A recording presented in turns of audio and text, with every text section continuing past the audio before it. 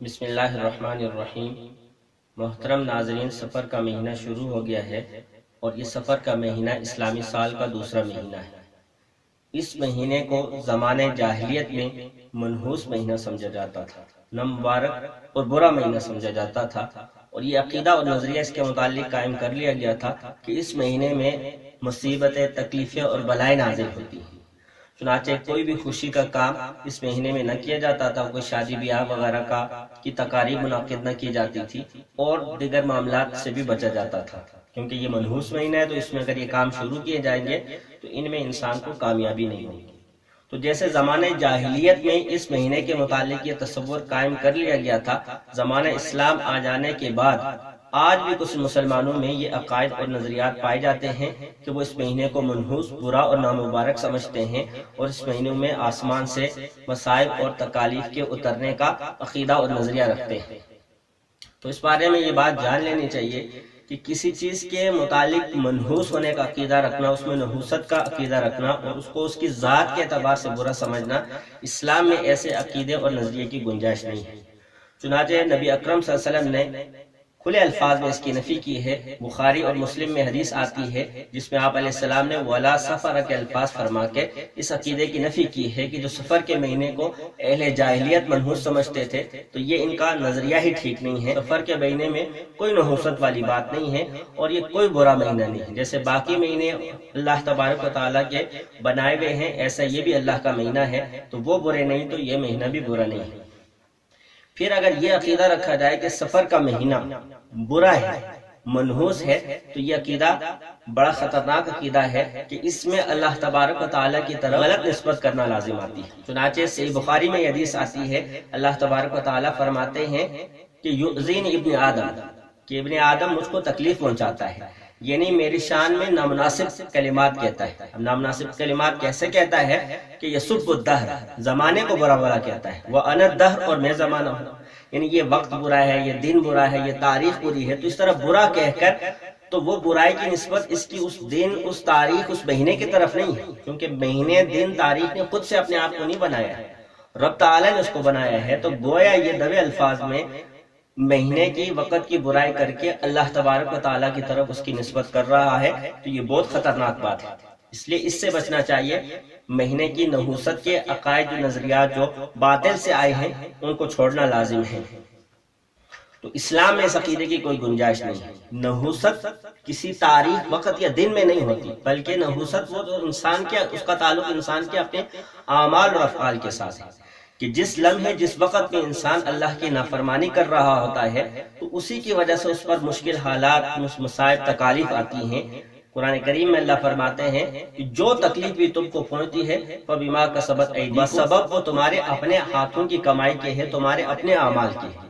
تو لہذا وقت کی وجہ سے نہیں آتی، انسان کے اپنے اعمال کی وجہ سے آتی ہے۔ اب انسان اس حقیقت کو ماننے کے بجائے اپنے اعمال کی برائی کو وقت پر ڈال رہا ہے۔ یہ تو ایسا ہے جیسے ایک دیہاتی کے متعلق کتابوں میں واقع آتا ہے کہ وہ راستے میں جا رہا تھا اور ایک شیشہ پڑا ہوا ملا۔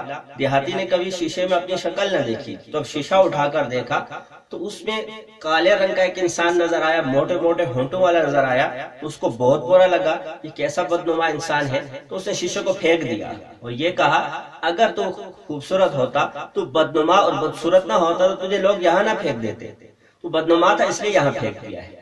اب دیہاتی نے اپنی خرابی کو شیشے کی طرف منسوب کر کے اپنی جان چھڑانے کی کوشش کی۔ ایسا ہی آج ہم اپنے اعمال کی برائی کو تسلیم کرنے کے بجائے اپنے اعمال کی برائی وقت کے خاطر لگا دیتے ہیں اور وقت پر ڈال دیتے ہیں۔ یہ کسی طرح بھی ٹھیک بات نہیں ہے۔ وقت کے اندر، دن کے اندر، تاریخ کے اندر اللہ تبارک و تعالیٰ نے کوئی بھی نحوست والی بات اور برے ہونے والی بات نہیں رکھی ہے، یہ انسان کے اعمال کا نتیجہ ہوتا ہے۔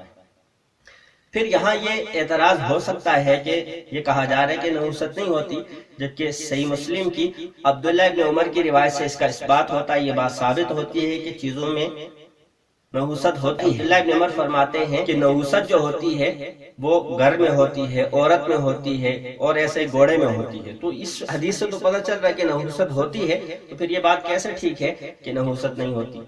تو اس کا جواب یہ ہے کہ حدیث سے آگے تھوڑا آگے امام مسلم میں عبداللہ ابن عمر کی ایک اور روایت نقل کی ہے جس سے اس روایت کا مطلب بھی پتہ چل جاتا ہے. فرمایا کہ انکان شوم فی شیء، اگر نحوست کسی چیز میں ہوتی ففی الفرس والمسکن والمرأة، تو ایسی صورت میں وہ گھوڑے میں ہوتی، ایسی صورت میں وہ گھر میں اور عورت میں ہوتی.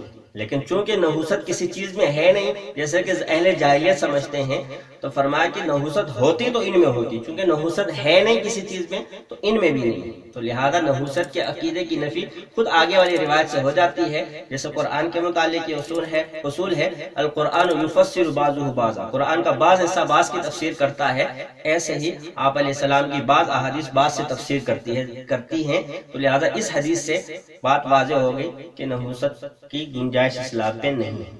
دوسری بات جو اس مہینے کے متعلق جو پائی جاتی ہے غلط فہمی لوگوں میں، وہ یہ ہے کہ اس کے آخری بدھ سے متعلق یہ بات چلا دی گئی ہے کہ اس میں چونکہ آپ علیہ السلام کو بیماری سے شفا حاصل ہوئی تھی اور آپ علیہ السلام نے صحت مند ہونے کے بعد غسل کیا، ساتھ ساتھ آپ علیہ السلام سیر کے لیے باغ میں تشریف لے گئے، تو خاص کر کے اس مہینے میں آخری بدھ میں یہ اہتمام کیا جاتا ہے کہ کوئی اچھا میٹھا کھانے کا اہتمام کیا جاتا ہے اور سیر تفریح کے لیے لوگ دین کا حکم سمجھ کے نکل جاتے ہیں. تو یاد رہے کہ ایسی کوئی بات بھی ثابت نہیں ہے، بلکہ اس کے برخلاف ثابت ہے. علامہ واقدی نے مغازی اور ابن سعد نے طبقات میں یہ بات لکھی ہے کہ بدھ والے دن تو آپ کی بیماری بڑھ گئی تھی، لہذا یہ ساری باتیں اس پر مبنی تھی کہ آپ کی بیماری سے آپ کو شفا حاصل ہوئی تھی. جبکہ ان محققین کی کتابوں سے معلوم ہوتا ہے اور دیگر کتابوں وغیرہ میں بھی اس کی وضاحت آئی ہے کہ اس دن میں آپ کی بیماری بڑی تھی، کم نہیں ہوئی تھی. تو لہذا اس کی یہ خوشیاں بنانا اس کا شریعت میں کوئی ثبوت نہیں ہے. اور بعض لوگ تو اس آخری بدھ کو 2 رکعت مخصوص طریقے کے مطابق نماز بھی پڑھتے ہیں. تو یاد رہے کہ ایسی کسی نماز کا ثبوت نبی اکرم صلی اللہ علیہ وسلم سے، صحابہ سے، تابعین، تبع تابعین سے نہیں ہے. تو ایسی کوئی نماز نہیں ہے. لہذا بدھ سے متعلق یہ جتنی بھی باتیں ایجاد کر لی گئی ہیں کوئی بھی شرعاً ثابت نہیں ہے. تیسری بات جو اس مہینے سے متعلق کی ہے وہ ایک من گڑت اور موضوع روایت ہے کہ آپ علیہ السلام کی طرف منسوب کر کے بات کہی جاتی ہے کہ نبی اکرم صلی اللہ علیہ وسلم نے یہ بات فرمائی ہے، من بشرنی بخروج سفرہ، جو مجھ کو سفر کے مہینے کے ختم ہو جانے اور نکل جانے کی خبر دے تو بشرتہ بالجنہ، تو میں اس کو جنت کی بشارت دوں گا. تو اب سفر کا مہینے کے ختم ہونے پر جنت کی بشارت دی جا رہی ہے. واہ، اس کا مطلب تو یہ ہوا کہ جنت بڑی سستی چیز ہے. ترمذی میں روایت آتی ہے، نبی اکرم صلی اللہ علیہ وسلم فرماتے ہیں کہ الا ان صلۃ اللہ غالیہ، کہ اللہ کا جو سامان ہے وہ بہت مہنگا ہے. الا ان صلۃ اللہ الجنت، اور اللہ کا جو سامان ہے وہ جنت ہے. تو جنت اتنی سستی نہیں ہے کہ سفر کے نکلنے کی خوشخبری دی جائے تو وہ جنت مل جائے. جنت کے لیے تو عقائد صحیحہ کو اختیار کرنا پڑتا ہے، نیک اعمال کو اختیار کرنا پڑتا ہے، خواہشات نفسانی کو چھوڑنا پڑتا ہے، اللہ کے نافرمانی کے کاموں کو چھوڑنا پڑتا ہے، تب جا کے جنت ملتی ہے. جنت اتنی سستی نہیں ہے. لہٰذا یہ روایت بالکل بے بنیاد ہے. بڑے بڑے محدثین نے اس کو موضوع قرار دیا ہے. ملا علی قاری رحمۃ اللہ علیہ نے موضوعات میں بے بنیاد اور بے اصل روایت لکھا ہے. ایسے ہی علامہ اجلونی نے بھی اس کو بے اصل اور باطل بتایا ہے، اور علامہ طاہر پٹنی نے بھی تذکرۃ الموضوعات میں اس روایت کو بے اصل قرار دیا ہے. اب ایسی بے اصل روایت پر بنیاد رکھ کر انسان اعمال سے غافل ہو جائے کہ ٹھیک ہے جی سفر کے نکلنے پر میں خوشخبری سنا دوں گا تو جنت کا حقدار بن جاؤں گا، تو ایسا نہیں ہے.